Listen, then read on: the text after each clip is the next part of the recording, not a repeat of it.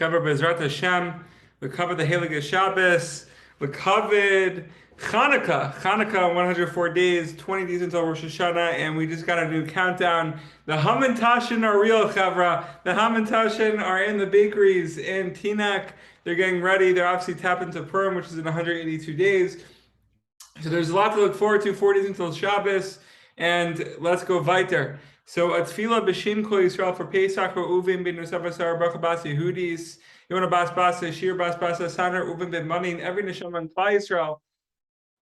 And yeah, let's fire it up. Master of the world, through your holy sages, you've given us a distant hint of the exalted holiness of the Jewish people. Every single Jew is a crown, and the Holy One blessed be He. Therefore, we want to ask you to help us always try to search for all the good points that are to be found in each Jew and judge everyone favorably. Even when people are against us and abuse and insult us, let us hold our peace and say nothing. Even in our heart, let us feel no hatred or anger. Amazing. Okay, just going to disable the waiting room just in case. Amazing. Okay, so we're on the second halacha in the halachos for Rosh Hashanah, and Siman 129, if you have it in front of you, page 341. So the second chelak, it talks about some have a custom of praying on Rosh Hashanah and Yom Kippur, all the Shemona Esrei prayers, while bowing and with a bent down head. However, since one must bow at the blessings of Magin Avram, which means the shield of Avram, and Modim, which means we gratefully thank you, at the beginning and end of the blessings. Therefore, several words before reaching those points, one must straighten oneself so that he can bow at those points, following the directives of our sages of blessed memory. It says here in the footnote, by straightening up beforehand, he shows that he is bowing at the appropriate places in fulfillment of the obligation of the sages. This halacha is relevant only with regard to concluding blessings of Magin Avram and Modim, not the beginning, since the blessing of Magin Avram is the first blessing of Shemona Esrei, and before Modim one may not bow anyway, as is the conclusion of the previous blessing. All right, Gishmak. Additionally, it is forbidden to bow at the beginning or end of any blessing where our sages of blessed memory did not institute such bowing. However, it is preferable to pray with an erect posture, but with a bowed, submissive heart and with tears of sincerity. Or we know the Torah from Rav Nachman about tears.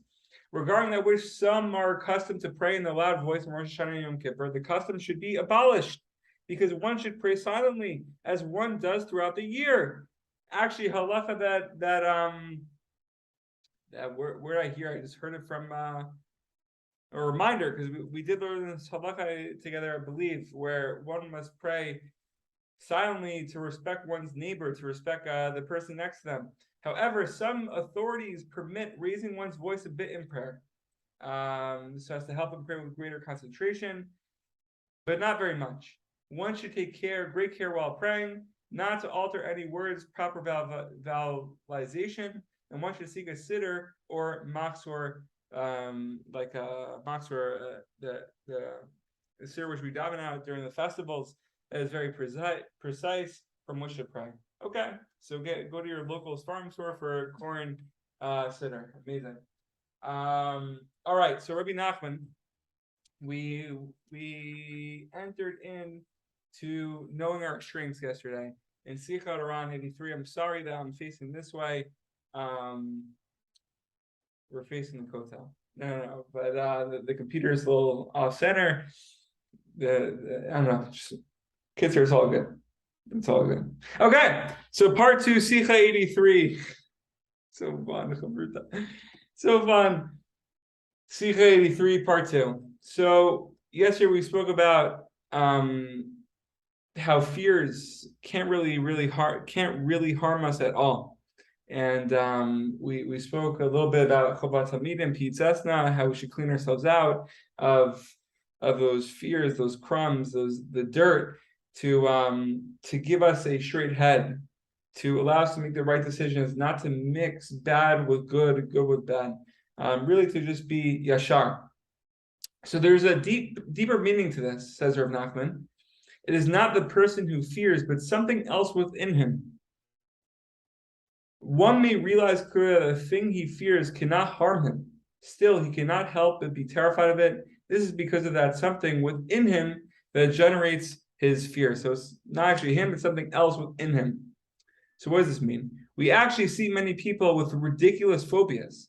They themselves realize the foolishness of their fears, but they cannot overcome them. I'm sure you guys could attest to this. I for sure can. When we shout suddenly behind a person's back, he becomes startled.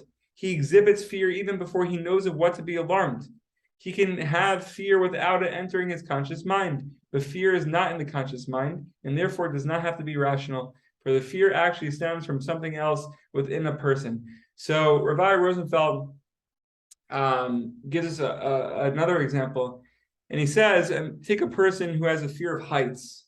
Right? He looks down from a great height and is filled with fear that he's going to fall. Now, the fact is that there's no way he could fall. Like, have any of you been to Grand Canyon? They have that ledge with the glass under, and it's the scariest thing in the world. It's mamish the scariest thing in the world. But what Rabbi Rosenfeld is saying is that what's funny is you could be with a crowd of people, right? You could be with your family, you could be with your friends, you could be with random people, and you could be on that ledge with the glass floor looking straight down. You're on top of the crater, and you're afraid of falling. You're afraid of the glass breaking, right? But it's not actually going to break, or at least we think so.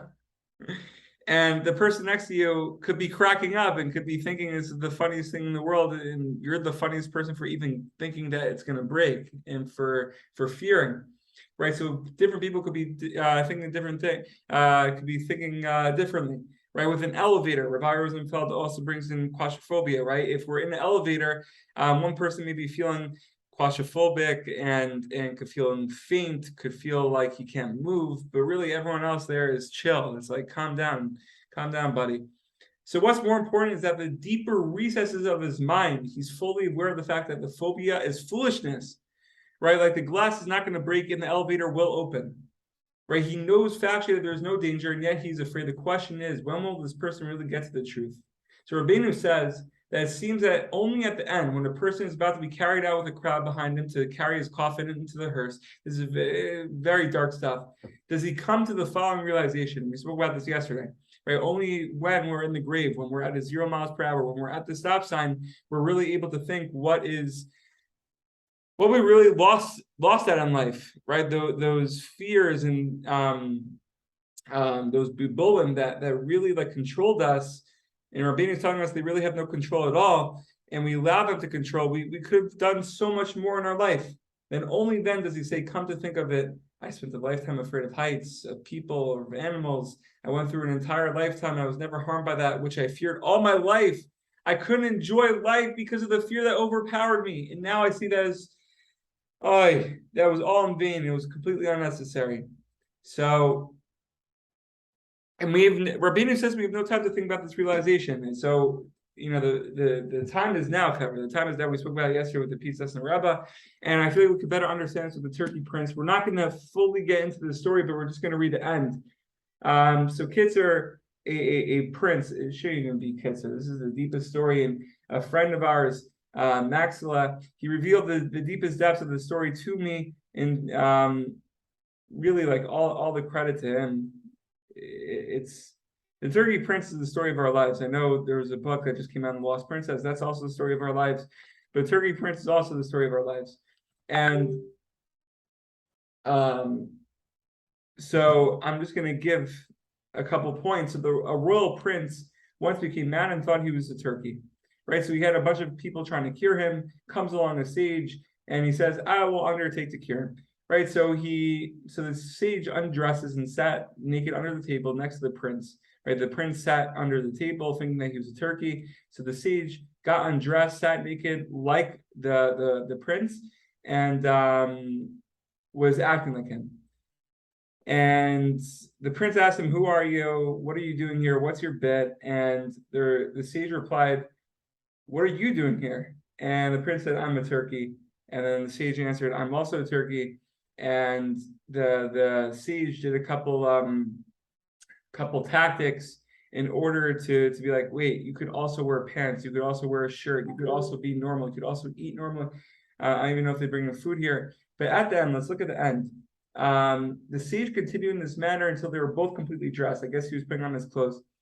Then he signaled again, and they were given regular food from the table. Again, because they were sitting under the table. Again, the sage said, what makes you think that you will stop being a turkey if you eat good food? Right? So, and you can eat whatever you want and still be a turkey. They both ate food.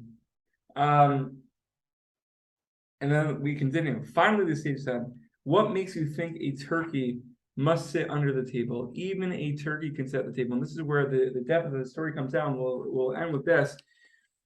Right. So a lot of the times we have fears. A lot of the times, I don't know if you guys feel this, but I'm just going to connect it to, let's say, Torah learning or halacha. Like last night, I was debating for weeks and even months to ask these simple halacha questions to rabbis. Part of it was laziness, but really in the deeper recesses of my mind, it was coming from a place of like vulnerability. But what the sage is telling the turkeys is that we're all turkeys, right? And we're all not perfect, but that's what makes us perfect, right? And there's nothing to be afraid of, says Rav Nachman. There's nothing to be afraid of. You could sit at the table along with everyone else, right? The questions that you have, the fears that you have, the fear that you are different than other people, and that you can't dress like other people, you can't put on a shirt, you can't eat the same food of other. We can. Rabbeinu says the time is now. The time is not to sit at the table. Get out under the table. Ask those questions. Make yourself vulnerable. And really do things that your mind is telling you not to do. Right? We say Purim's in 182 days. Right? We don't ask questions, but now we ask questions, right? We don't work out. Now we work out. And it's a little bit is also good, Chavra. Bezrat Hashem, we should all be healthy, happy, and successful, fired up. And I'm sorry if the turkey prince was not clear. I feel like that Torah was not clear at all. But Kitzer, we should all read the story at its length and know that we should always set the table.